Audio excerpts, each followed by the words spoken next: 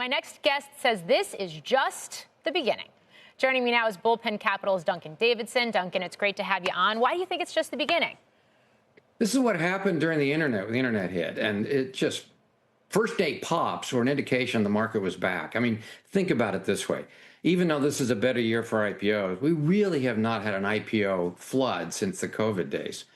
So 3 years, really bad. Now it's coming back, and the first day pops indicate how strong the demand's going to be for a whole bunch of new tech IPOs to come out. So I'm excited by this. So how much of this is a reflection of the actual type of companies that are coming to market and this excitement around AI and technology, new technologies, and how much of it is just a reflection of the fact that there hasn't been a lot of new issuance and investors are trying to pick up whatever they can when they can? Well, it's noteworthy that a lot of the first day pops are not AI, fintech or other things, crypto, but not AI. And although they try to wrap an AI story around it, they're not really like Figma. It could talk AI. It's not an AI company. So this is very healthy. We have something like $4 trillion of unicorns that are corralled. They need to get out. It's very healthy in the venture industry for the money to come back to venture, go to the limited partners, and get reinvested in the new stuff, which is AI. So if that's what's about to happen, this is very healthy for the industry. One of the things I'm hearing from a number of executives across a number of industries is that 2025, you're starting to see the ramp up in activity, but 2026, the floodgates really open. Do you see it the same way?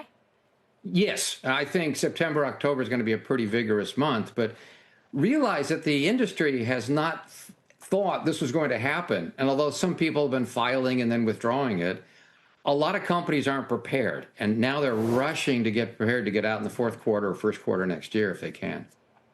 So what is the takeaway for retail investors? Do you try and jump in as quickly as you can, or do you wait for the lockup to expire? Well, one of the big mistakes we made was to kill off the small venture IPO. We killed it off 25 years ago. And just a quick comment. One of the reasons the hunger is here for new issues is that we have many fewer public companies today than 25 years ago, and actually less stock. The stock of stocks is way down because of buybacks. And you can't keep on piling into the Mag 7. The guy right before us said this. It's not sustainable. So we need more inventory, and this is the way to get more inventory in. So at a simple level, that's how to think of this. Market needs more inventory. These are great companies. Let's get them out.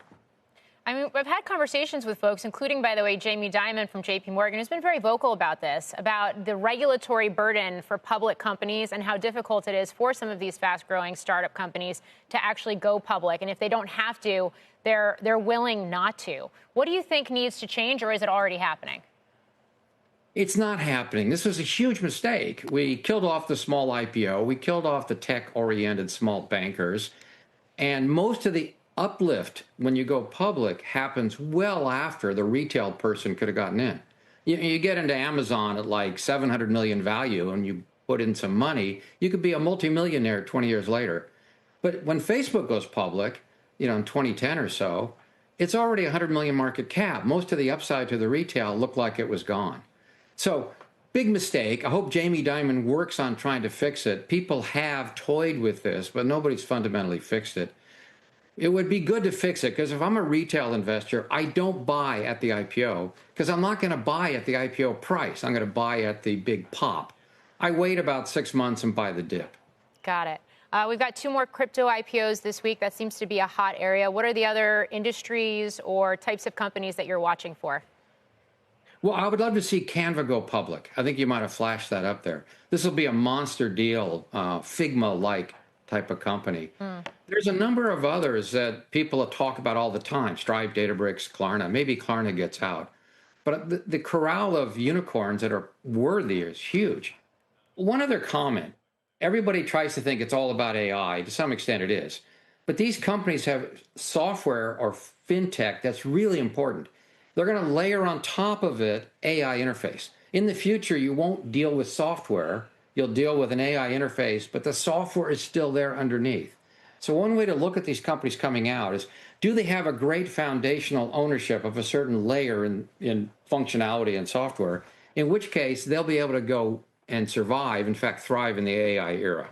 Duncan Davidson of Bullpen Capital, thank you so much for joining me. Great insights.